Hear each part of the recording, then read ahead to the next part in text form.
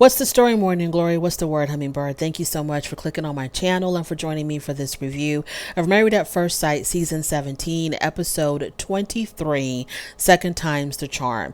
We are 23 weeks into season 17, 23 weeks, almost half a year, and we have at least 3 more episodes left. Usually I remember, I could be wrong, but I think in past seasons, after the reunion episodes would air, we would get yet like another episode, I think, where they all would get together again. I'm not sure. It was kind of like a where are they now type of thing. I pray to God it ends with a reunion. I don't want to see these people ever again on my TV set. Not a single damn one of them. When the last episode airs for the reunion, I want that to be it. Get rid of these people. I don't want a where are they now? I don't think there's anything that these people could do post Married at First Sight that I would have any interest in. First of all, none of the couples worked. None of them stayed together. Everybody got a damn divorce. Why would we care what happens to them afterwards? So let's get into the episode. It all starts off with, it started off with Michael and Chloe, but I don't want to talk about them. So let's get into when everybody met up at the bar. So everybody meets up at the bar except for Cameron, Claire, and Brendan. Lauren, she got there before Orion. So when Orion arrived, he greeted Lauren, and Lauren completely paid him dust. She didn't look at him. She didn't respond to him. Nothing, zip, nada. And so I was like really proud of her for ignoring him, because he doesn't deserve a hello from her. He doesn't deserve a glance from her. He doesn't deserve anything from Lauren. So I'm glad that she ignored him. So Claire had to work. That's why she wasn't there. And Emily made a comment that, who the hell is having therapy sessions at night? Brandon had a softball game, and Emily made another comment and said that, his priorities are all screwed up because he's choosing softball over this. Like, honey, I would choose taking out the garbage over this. I would choose digging ditches over meeting up with these people again. Brandon is over it. Okay, he's over. Why would he want to meet up with a group of people where half of them hate him, half of them want to see his downfall, half of them want to attack him and hold him to the fire for things that he believes he never did? And why do you want to be around a bitter, drunk ex-wife? Like, who would want that? Who would want that? Whether he's actually playing softball or not, it really doesn't matter. Whatever the hell he's doing, it was a whole lot better than hanging out with this lot. So let's see, where do you go from there? So Becca and Austin have a moment, I guess, where they try to put closure on their relationship. And, Austin is always very understanding and sympathetic. And, he really doesn't go hard on Becca.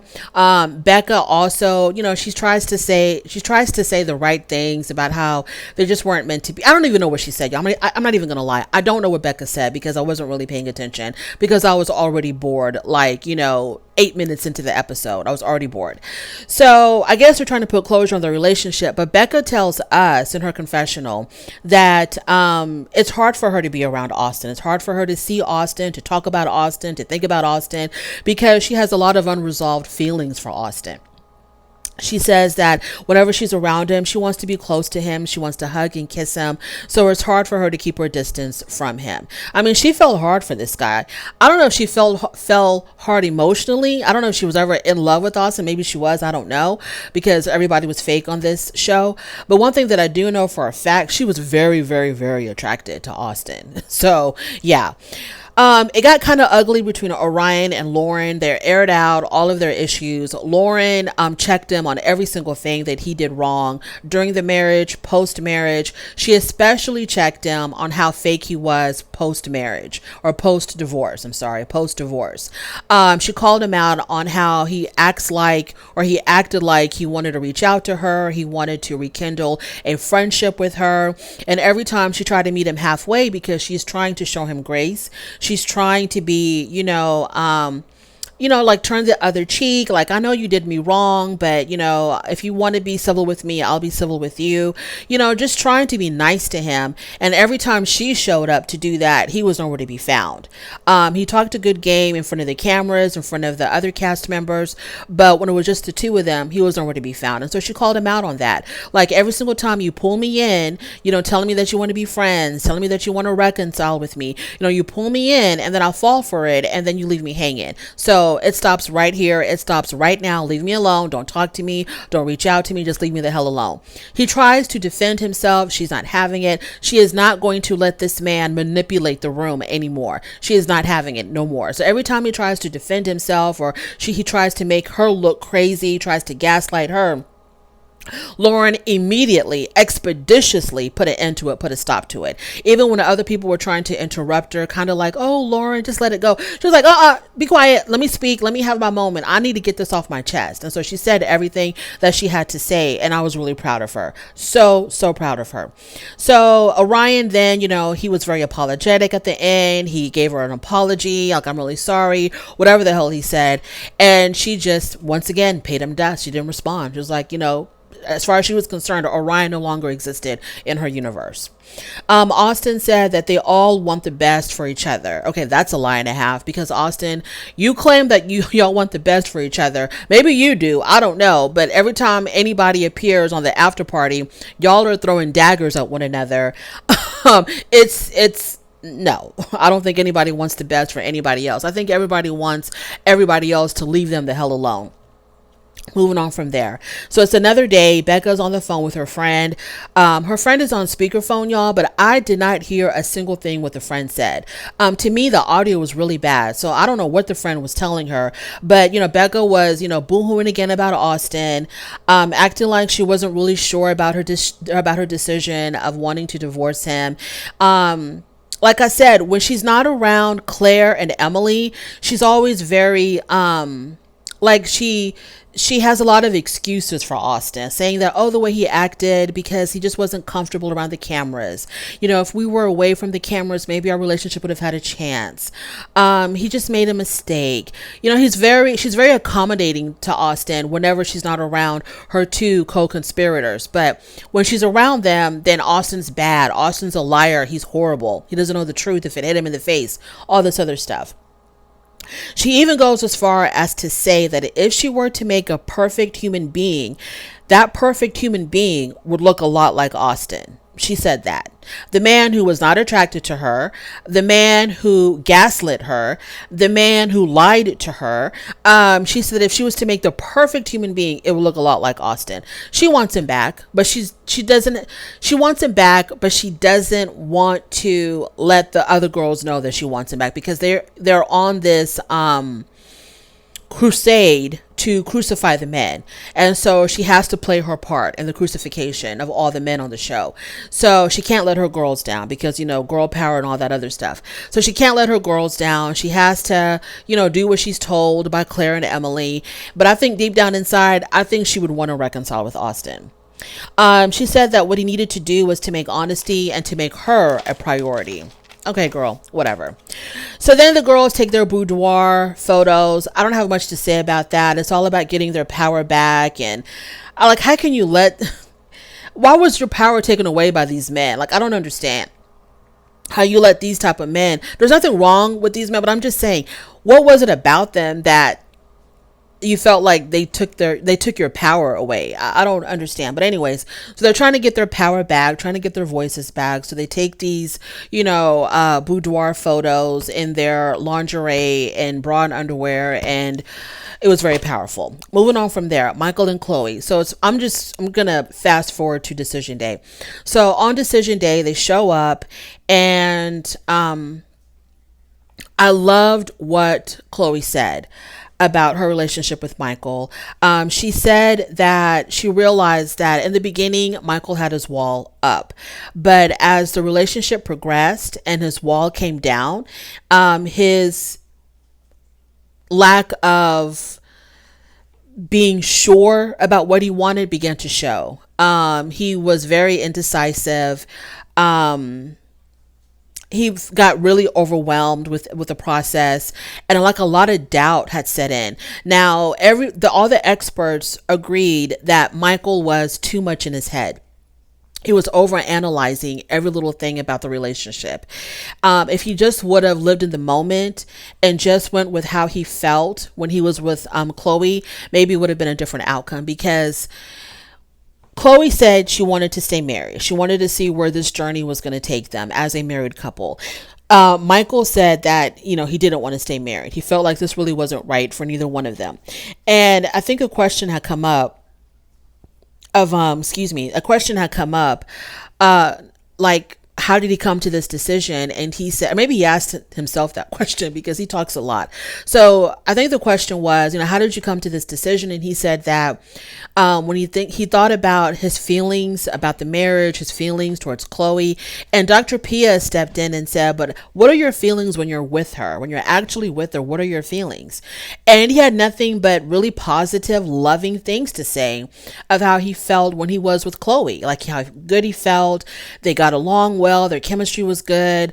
They talked, they laughed. Everything was wonderful when he was with her. And so Dr. Pia said, then why don't you go with that instead of going with what you're thinking about or what you're analyzing when you're not with her? Why don't you go with how you feel when you are with her? But I guess it just wasn't enough, because at the end of the day, he said no. And I mean, Chloe seemed upset about it, but I don't know how upset she really was, because a lot of people have been saying that when she talked about the farm and the animals that she wanted on the farm, the rescue animals and all of the foster kids that she wanted, like 5 foster kids at a time, it was not his vision at all. That is not what he wanted. And so a lot of people were saying that she said those things to scare him off, which to me is like, maybe she did, I don't know, but I don't understand. If you don't want to be with him or you don't see a future with him, why don't you just tell him that? Why do you have to make up how you want this, menagerie of animals and children just to scare him off? Like, if you don't want to be with him, just tell him, hey, I don't really see a future with you. I don't think we're that compatible or whatever. But I don't know. People on this show, they all want to play games. Let's just get to the after party. So at the after party, it was Michael, Becca, and Emily. Emily was on one. Okay. Emily was on one, and she was once again her normal Emily self. Whenever she is with Keisha Not Polium, she's extremely rude, because Keisha Not Polium will ask her the right direct questions and wants direct answers. And Emily doesn't know how to do that, but let's not rush into it. So it starts off with why some of the people didn't show up at the bar for the get together. Cameron not being there, Brendan not being there, and Claire not being there. So Emily talked a lot of crap about Cameron not being there, saying that, he wasn't there because of some medical condition, but he still should have shown up. That's what she said. Even though he had just had heart surgery and he wasn't feeling well and he has all these heart issues, Emily was like, well, he still should have shown up. He still should have shown up. For what? Showing up for what? Like, once again, to show up to be berated by you and Becca. Like, why would he want to show up for that? So she says, well, he could have just, had some water and, stood by the bar or whatever. She showed him absolutely no mercy, no grace, considering his medical condition. She just had no sympathy at all, which was really ugly of her. And then Brandon, she said that, well, his softball game got rained out, but he still didn't show up. Girl, like I said, he could have been doing the worst thing imaginable. He could have been cleaning manure in the elephant section of the zoo. That would have been better than showing up at this damn bar to face you. So Emily said, okay, the game got rained out. But the funny thing is, even though she talked a lot of mess about Cameron not being there and about Brendan not being there, she said not one thing about Emily choosing not to be there. Honey, what's good for the gander is good for the goose. You had a lot to say about her midnight therapy sessions at the bar, but on the after party, you have nothing to say about her not showing up. Moving on from there. So then they showed the clip where Emily had said that the men were plotting against the women, that they were there just to plot something against the women, to make the women look bad or to make the marriages fail. I don't even know what type of conspiracy theory she was talking about, but something about the men coming together to plot against the women. And Becca said that there was too much of a pattern with the men. Like the same thing was happening in all the marriages. Like all the men were doing the same thing in their marriages for it to not be like something that they had gotten together and plotted. Which is funny because it seems like the women had gotten together to plot against the men when it came to the double date comment, when it came to talking about how their husbands silenced them. They all said that. Well, when I say all, I'm talking about the three musketeers, Emily, Claire, and Becca. Lauren was not in it. Obviously, Chloe was not in it. So these three musketeers all talked about how, their men were trying to silence them. And, they all got together to talk about this double dating thing, and they manipulated the story and twisted the story to fit their narrative of Brandon being the main bad guy. So y'all get out of here with y'all's conspiracy theories. So Keisha Napoleon brings up the double date thing, how they decided, Emily and Claire wanted to bring up the whole double date thing, how Brennan and or Cameron had said they wanted to go on double dates. That the only reason why they brought that up was to cover up the fact that Emily was making out with this Australian guy at this bar, to cover up the fact that Emily had been cheating on Brennan. So that's why they brought up the double date thing, to divert attention to how horrible the men were and to take no accountability for anything that the women had done. So Emily tried to interrupt Keisha while Keisha was trying to make her point about why the double date thing was brought up. And Keisha stood her ground and she was like, excuse me, there's only one host on this damn stage. So Keisha Knight said how they purposely misrepresented who said what to make Brennan look bad, because it was Emily that was cheating on Brennan. So they wanted to say that Brennan had said he wanted to double date to make him look bad, to cover up, her bad deeds of kissing this Australian guy. So Keisha asked her point blank, did you cheat on Brennan? So at first, she's hemming and hawing and she's like, oh no, I didn't cheat, because he was texting women. He was texting women first and I wasn't the one. And so Keisha was like, you know what? Bump all that. The bottom line, did you or did you not cheat? It's a yes or no question, Emily. So then she said that she did not cheat because it was the Australian that kissed her. And it was her way of trying to prove that Brennan was really never into this marriage to begin with. Okay, so the answer is yes, you cheated. Okay. If you really were innocent and this strange Australian guy was taking advantage of you or putting his moves on you without your consent, I'm pretty sure you would have brought that up on the show. I'm pretty sure that would have come up on the show somehow. But no, that wasn't talked about because you and Brendan had a pact, or y'all made an agreement to not bring up each other's wrongdoings on camera. You weren't going to talk about him texting other women, and he wasn't going to talk about you making out with the Australian. So then she said that Brendan was DMing Claire's friends while they were in the hot tub together. I don't know what incident she's talking about. I don't know if she was talking about that incident when her and Brennan were in the hot tub and they were asking those questions. They had to do their assignment, their intimacy assignment, I think it was, and they had to pull questions out of a fishbowl. And Brennan, I don't know what she was talking. I don't know if she was talking about that particular incident or another incident. But bottom line is, she was accusing Brennan of trying to hook up with one of Claire's friends. Once again, this wasn't brought up during the season, so I don't know what the hell she's talking about. If it wasn't worth talking about then, girl, why are you bringing it up now? The only thing I can say about the after party after that is that Michael seemed a whole lot lighter and happier and freer, because halfway through his marriage to Chloe, Michael had changed, because Michael started off as fun and exciting and interesting. And then halfway through his marriage to Chloe, he was very morose. It was like the color was just zapped out of him. He was dull and he was gray and he didn't talk much. And he looked like, he had the weight of the world on his shoulders and he was really stressed out. So after he made his decision to not stay married to Chloe, he just seemed a whole lot happier. Was it a good, how did I feel about them saying no to, how do I feel about them not staying married?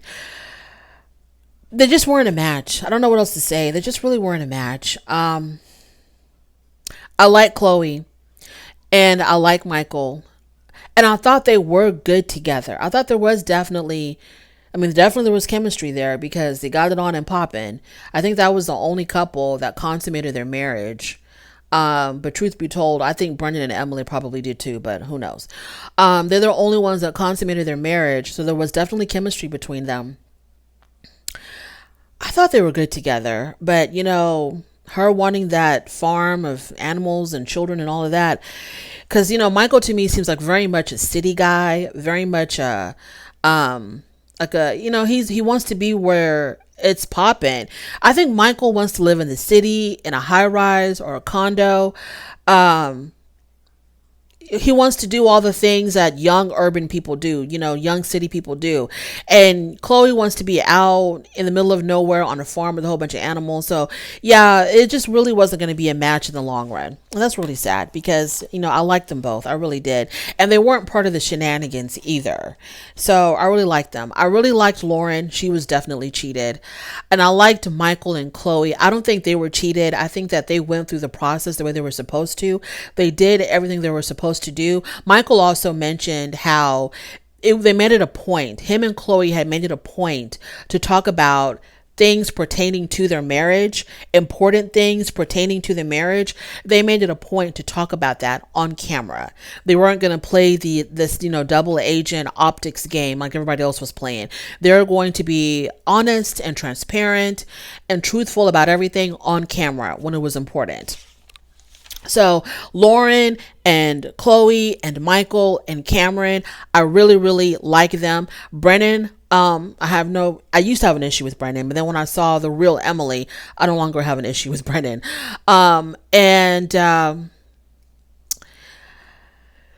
Yeah, but we're still not done. We're still not done. So yeah, I don't know what else to say other than thank you so much for joining me. I really do appreciate it. On your way out, please don't forget to rate the video. If you like this content, please subscribe to my channel, and I'll definitely talk to you later. Bye.